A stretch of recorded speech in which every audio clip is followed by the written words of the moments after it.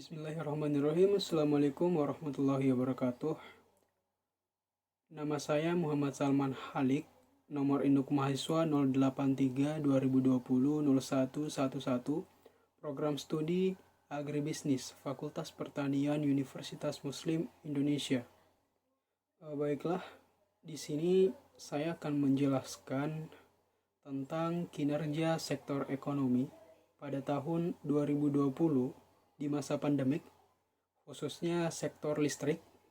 Dan kemudian saya juga akan menyebutkan perusahaan yang bergerak di sektor listrik dan bagaimana kinerjanya pada tahun 2020. Dan kemudian saya juga akan menjelaskan apa solusi dari masalah yang dihadapi sektor listrik atau perusahaan tersebut pada tahun 2020. Baiklah, langsung saja ke yang pertama tentang bagaimana kinerja sektor ekonomi, khususnya sektor listrik pada tahun 2020 di masa pandemik COVID-19. Jadi, menurut Menteri Energi dan Sumber Daya Mineral (ESDM) Arifin Tasrif, beliau mengungkapkan bahwa kehadiran wabah COVID-19 memikul beban keuangan atau cash flow milik PLN atau perusahaan listrik milik negara. Hal ini lantaran ketidakseimbangan antara konsumsi dan pendapatan dengan biaya operasional. Dengan begitu, pertumbuhan konsumsi listrik secara year on year atau YOY pada tahun 2019, yakni pada bulan Juni sampai Juni 2020, secara nasional masih tumbuh positif sebesar 5,46%.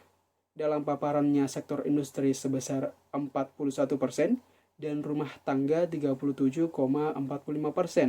Dan ini masih menjadi tompangan utama dalam mendukung realisasi konsumsi listrik per kapita.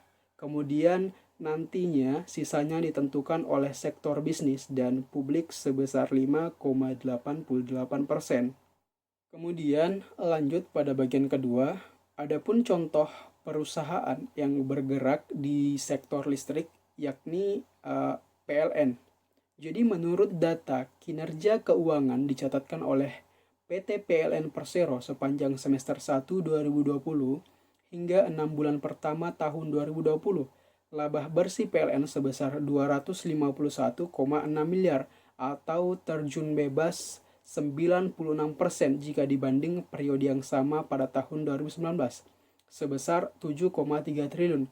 Padahal, laporan keuangan PLN selama semester 1 2020, PLN mencatat kenaikan pendapatan jika dibanding 6 bulan pertama tahun 2019 jika pada tahun 2019 realisasi pendapatan 137,52 triliun, maka pada tahun 2020 pendapatan semester 1 sebesar 139,78 triliun. Laba bersih PLN yang melorot dipengaruhi rugi kurs yang mencapai 7,79 triliun. Kemudian selain itu, PLN juga belum mendapatkan suntikan dana dari pemerintah berupa dana kompensasi, sehingga makin menambah beban keuangan perusahaan. Sementara di sisi lain pembayaran subsidi sudah diterima yakni sebesar 25,02 triliun atau turun dibandingkan tahun 2019 yang mencapai 27,1 triliun. Keuangan PLN pada tahun 2020 mendapatkan dana segar dari piutang pemerintah yang berasal dari kompensasi tidak adanya penyesuaian tarif listrik pada tahun 2018 dan 2019. Kemudian, total nilai piutang pemerintah dalam 2 tahun tersebut mencapai 45,42 triliun dengan rincian pembayaran utang dari pemerintah ke PLN yang sebesar 23,1 triliun. Pada tahun 2018, sebenarnya pemerintah telah menganggarkan pembayaran per 7,4 triliun lalu sebesar 22,2 triliun pada tahun 2019 serta 3 triliun berupa tambahan kebijakan-kebijakan diskon tarif rumah tangga. Baiklah, lanjut kepada bagian ketiga yakni apa solusi atau langkah apa yang diambil perusahaan tersebut dalam menangani masalah ini. Jadi, adapun langkah yang dilakukan oleh PLN untuk melewati masa pandemik ini, yaitu dalam mewujudkan prinsip kecukupan, pemerintah berupaya menerapkan perencanaan kebutuhan listrik nasional, diantaranya memastikan program 35.000 megawatt dapat berjalan.